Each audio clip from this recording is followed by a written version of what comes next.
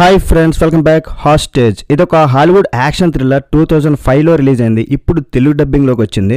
మరి 20 ఇయర్స్ తర్వాత వచ్చిన మూవీని ఇప్పుడు ఎందుకు తెలుగు డబ్బింగ్ చేశారో తెలియదు, కానీ తెలుగు డబ్బింగ్ అయితే వరస్ట్గా ఉంది.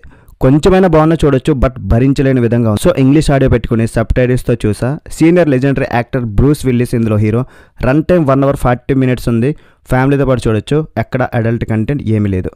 కానీ కిడ్నాపర్ ఒక సీన్లో ఆ ఫ్యామిలీ లేడీస్ మీద కొద్దిగా రొమాంటిక్ యాంగిల్లో కొంచెం ఇబ్బంది పెడతాడు. అది స్కిప్ చేసుకోవాలి. మరి ఈ మూవీ ఎలా అనిపించింది మీకు చెప్పేస్తా. అందుకన్నా ముందు హాలీవుడ్ మూవీ తెలుగు రివ్యూస్ కోసం ఛానల్ అయితే సబ్స్క్రైబ్ చేసుకుని భయ్యా.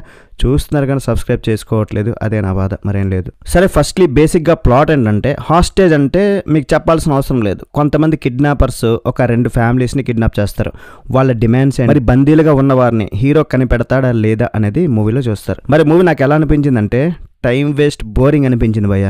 బ్రూస్ విల్లిస్ ఒక మంచి హీరో, కానీ ఈ సినిమా మాత్రం నాకు అస్సలు నచ్చలేదు. కాన్సెప్ట్ ఓకే, ఎన్నో సినిమాల్లో చూసిందే, కానీ ఈ మూవీలో మెయిన్గా మిస్లీడ్ కాస్ట్ అనిపించింది. అసలు ఏ క్యారెక్టర్ కూడా సెట్ అవ్వలేదు.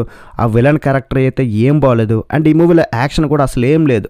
లాస్ట్ క్లైమాక్స్లో ఏదో పెట్టాలని పెట్టారు. మరి దానికి యాక్షన్ థ్రిల్లర్ అని ఎందుకు జోనర్ అని మిస్లీడ్ చేస్తున్నారు అర్థం కావట్లేదు. ఓన్లీ క్లైమాక్స్ తప్ప మూవీ చాలా బోరింగ్గా ఉంటుంది. ఈ మూవీ హాలీవుడ్ బాక్స్ ఆఫీస్ వద్ద ఫెయిల్ అయిందంట. పెట్టిన పెట్టుబడికి అసలు మాత్రమే వచ్చింది, అది కూడా బ్రూస్ విల్లిస్ ఉన్నారని. హాలీవుడ్ క్రిటిక్స్ కూడా ఈ మూవీని విమర్శించారు. ఏ మాత్రం తప్పులేదనిపించింది విమర్శించడం. బందీలుగా ఉన్న వాళ్ళని విడిపించాలన్న పాయింట్ని ఇంట్రెస్టింగ్గా చూపించలేకపోయారు. అసలు స్క్రీన్ ప్లే గ్రిప్పింగ్గా లేదు. ఏవో సీన్స్ వస్తాయి, డబ్బు ఎక్కువగా ఉన్న వాళ్ళు ఏవో నేరాలు చేస్తుంటారు, వాళ్ళు నార్మల్ పీపుల్ని ఇబ్బంది పెడుతుంటారు, వేధించడం.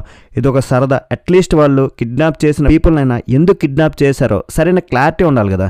సిల్లీ అనమాట పాయింట్ అనేది. ఈ మూవీకి 1 hour 45 minutes భరించాలంటే చాలా కష్టంగా అనిపించింది నాకు. బ్రూస్ విల్లిస్ ఆసమ్, అతను చేసేదేం లేదు. ఒక్క మాటలో చెప్పాలంటే, బ్రూస్ విల్లిస్ గారికి మీరు హార్డ్ కోర్ ఫ్యాన్స్ అయితే మాత్రమే ఒకసారి ట్రై చేయొచ్చు. నేను మాత్రం ఈ మూవీని రికమెండ్ చేయట్లే. మరి ఓవరాల్ ఈ మూవీకి నేను ఇచ్చే రేటింగ్ ఏంటంటే 2/5. That's it guys. వీడియో నచ్చితే ఒక లైక్, షేరు, సబ్స్క్రైబ్. నెక్స్ట్ వీడియోలో మళ్ళీ కలుద్దాం. బై బాయ్ అండ్ జై హింద్.